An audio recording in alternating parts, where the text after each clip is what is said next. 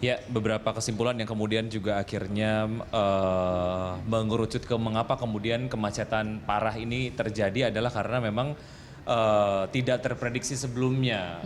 Dibilang bahwa ekonomi sedang melambat, kemungkinan minat dari masyarakat untuk berlibur di akhir tahun ini tidak akan besar. Ternyata sangat besar sekali dan ini tidak terprediksi. Sebetulnya Mas Izul ini bisa dimengerti nggak sih atau bisa dijadikan justifikasi nggak sih kalau Alasan itu iya ya? betul. Jadi gini, untuk mengantisipasi animo masyarakat itu kan memang bukan hal yang gampang ya. Tetapi setidaknya pemerintah dalam hal ini yang bertanggung jawab atas pengelolaan infrastruktur, khususnya misalkan jalan tol, jalan raya, ataupun pelabuhan, ataupun bandara yang memang di sana ada standar pelayanan yang harusnya dipenuhi, inilah yang mestinya disiapkan gitu. Artinya seperti ini, bahwa katakanlah sebagai contoh katakanlah jalan tol.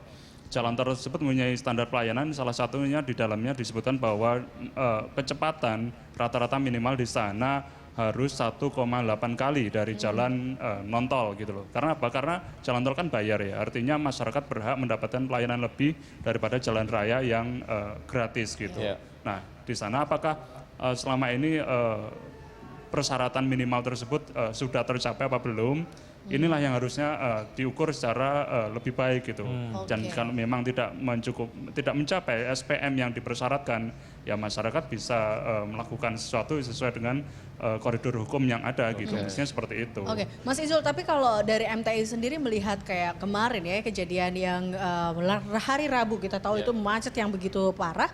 Nah ini MTI sendiri melihatnya apa sebenarnya penyebabnya? Apakah memang salah satunya tadi alasannya adalah karena pemerintah juga tidak terprediksi terkait dengan libur panjang ini yang membludak? Ya ini kan sebenarnya kombinasi antara libur Natal, Tahun Baru dan juga libur anak sekolah gitu ya. Dan memang ternyata animo masyarakat jauh lebih besar daripada yang diprediksi, yang diperkirakan tidak akan sebesar ini ya. Ini saya pikir ya ada semacam kurang antisipasi terhadap pola libur besar yang ada di Indonesia, tapi juga di sisi lain juga kita melihat adanya kekurangan infrastruktur angkutan massal ya. Kalau kami di MTI, masyarakat transportasi melihat bahwa selama ini masyarakat semakin tergantung kepada kendaraan pribadi yang memang itu lebih tentu saja boros ruang, boros bahan bakar, dan membutuhkan infrastruktur yang lebih gitu. Kenapa tidak memanfaatkan angkutan massal yang harusnya kapasitasnya terus ditingkatkan? Tapi katanya Kemenhub sudah menyediakan transportasi umum untuk liburan akhir tahun ini. Kalau MTI melihat apakah memang secara jumlah kurang atau seperti apa, Mas? Ya gini, kalau selama ini untuk musim liburan yang paling diantisipasi adalah liburan Lebaran ya. Meskipun sebenarnya juga belum bisa dibilang ideal gitu, karena juga masih banyak kekurangan, keluhan akan kurangnya tiket kereta api misalkan seperti itu. Tapi untuk liburan akhir tahun dan Natal seperti ini tampaknya memang belum ada blueprint khusus ya, grand design seperti apa penanganan yang harus dilakukan ketika terjadi lonjakan minat yang begitu besar di masyarakat untuk melakukan perjalanan. Nah ini yang saya pikir perlu menjadi catatan untuk perbaikan di kemudian hari gitu. Oke, berarti ini tidak ada antisipasi dong, karena kan kalau kita tahu setiap ini bukan ujuk-ujuk ada ya, maksudnya untuk liburan kita tahu dong, untuk libur Natal pasti artinya sudah ada ada polanya, ya. gitu. Nah ini berarti sudah ada polanya, berarti ini kan tidak bisa kan? Diantisipasi apa Ya, gimana? ini kebobolan atau gimana sebenarnya Mas Izul? Artinya kalau kita bilang tidak ada antisipasi sama sekali enggak. Tentu saja kita harus apresiasi dengan langkah-langkah yang dilakukan oleh petugas baik dari kementerian maupun kepolisian tentang petugas-petugas yang disiapkan di lapangan. Tetapi sayangnya hal itu kurang mencukupi gitu loh. Artinya seperti ini.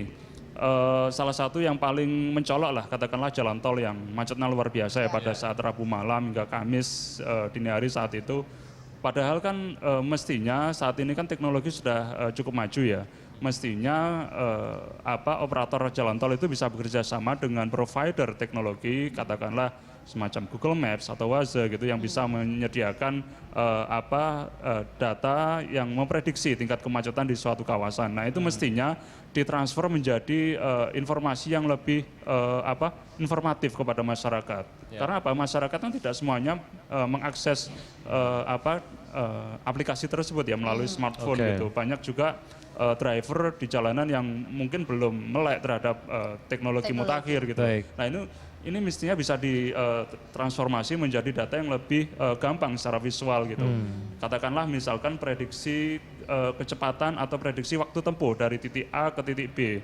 Selama ini kan kita ketahui bahwa ketika kita mau masuk jalan tol ada prediksi misalkan antara Cawang sampai Selipi lancar gitu, padat merayap gitu. Cuman istilah seperti itu artinya kurang kuantifikasi ya, kurang spesifik ya. Mestinya bisa lebih spesifik lagi untuk lebih presisi. Misalkan antara Cawang sampai Selipi butuh 28 menit gitu. Itu suatu hal yang saya pikir bukan aneh lagi ya, bukan hal yang susah. Saya melihat itu katakanlah di Singapura itu sudah dilakukan 10 tahun yang lalu gitu. Kenapa di negara kita itu belum dilakukan gitu. Padahal itu secara teknologi sudah cukup mudah diakses. Gitu. Saya percaya bahwa MTI tidak hanya mengkritik pemerintah gitu ya. Ada langkah-langkah rekomendasi yang kemudian juga akhirnya diberikan. Sejauh ini terhadap pihak-pihak terkait apa yang langkah-langkah rekomendasi yang sudah dilakukan oleh MTI sendiri? Kita akan tentu saja memang dalam tupoksi ini MTI memberikan semacam masukan ya kepada pemerintah, termasuk diantaranya mengedukasi masyarakat melalui banyak media ya, termasuk diantaranya media massa seperti ini, dan juga kita membuat semacam policy brief gitu, bagaimana rekomendasi untuk perbaikan ke depan. Ini sudah rutin dilakukan oleh MTI, terutama pada event-event yang memang membutuhkan konsentrasi penuh ya dari pemerintah gitu. Seperti tadi masalah Lebaran gitu, atau misalkan akhir tahun seperti ini, kita melakukan evaluasi karena MTI sendiri tidak hanya ada di nasional ya, ada beberapa wilayah teman-teman yang ada di kota-kota besar lain di Indonesia yang bisa memberikan masukan, karena tren seperti ini bisa jadi bukan hanya terjadi di Jakarta gitu loh. Kita juga harus care terhadap rekan-rekan MTI kita, juga kemarin diikut sertakan dalam meeting koordinasi antara Kemenhub dan juga kepolisian. Barangkali iya, artinya kita tidak bisa. Karena memang MTI kan ini sifatnya lembaga sosial ya, lembaga advokasi yang memang ini swadaya masyarakat. Kita tidak memiliki kewenangan secara khusus yang ada dalam pemerintahan ya. Tapi tentu saja rekan-rekan kita berkoordinasi baik dengan teman-teman yang ada di pemerintahan dan selalu memberikan support kepada mereka untuk melakukan perencanaan kebijakan yang lebih baik gitu. Oke, baik. Berarti memang sudah ada sarana ataupun kita lihat saran dari MTI dan juga beberapa teman-teman dari YLKI juga sudah diberikan kepada pemerintah terkait dengan apa yang harus dilakukan untuk pengembangan atau mengatasi kemacetan di Jakarta. Paling tidak pada saat liburan ini. Nah tadi Mas Izul juga mengatakan salah satu masalahnya adalah terkait dengan infrastruktur juga. Dan juga salah satunya adalah sarana transportasi yang belum memadai nih. Nah ini kan kalau kita infrastruktur, apakah memang jalannya yang kurang lebar juga atau seperti apa? Sekarang juga lagi banyak perbaikan jalan seperti itu juga menjadi salah satu masalah kah? Ya, betul. Artinya ketika infrastruktur menjadi masalah, ini suatu hal yang tidak bisa terbantahkan. Memang di Indonesia ini bisa dibilang lebih awal dalam hal pembangunan jalan tol, tetapi faktanya hingga saat ini kondisi secara kuantitas jalan tol di Indonesia ini justru tertinggal dari negara tetangga, katakanlah Malaysia yang sayangnya saat itu justru belajar dari Indonesia bagaimana membangun dan mengelola tol gitu. Atau katakanlah dari negara besar lainnya seperti China gitu. Artinya secara kuantitas ini kurang?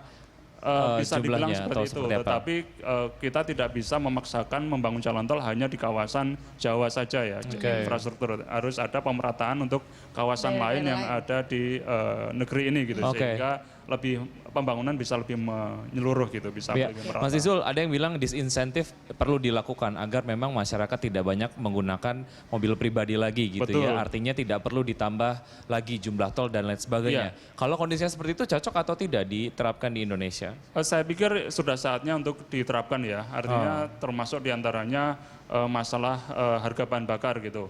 Katakanlah memang kalau memang harus menjual bahan bakar di rest area di jalan tol, bisa jadi harganya berbeda dengan harga di pasaran gitu. Karena apa? Karena asumsinya mereka mestinya mengisi sebelum masuk tol gitu.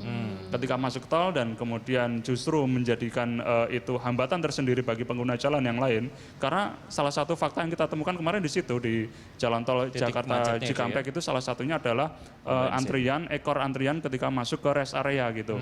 Nah, akhirnya ada perintah dari kepolisian untuk menutup rest area tersebut gitu. Nah, itu ternyata baru dari situ sedikit demi sedikit bisa terurai. Nah, ini salah satu model disinsentif yang bisa kita siapkan, kita rekomendasikan kepada pemerintah. Di antaranya adalah itu tadi, menghimbau masyarakat untuk mengisi penuh bahan bakar mereka sebelum masuk jalan tol. Kalaupun mereka terpaksa mengisi BBM di jalan tol, tentu saja dengan tarif yang berbeda. Oke, baik. Mungkin Anda termasuk orang yang mungkin merasa dirugikan dengan kemacetan panjang kemarin. Silakan Anda menyampaikan keluhan atau beberapa pertanyaan ke line telepon yang kemudian kami tampilkan di layar Anda. Jangan kemana-mana, Livestock akan segera kembali.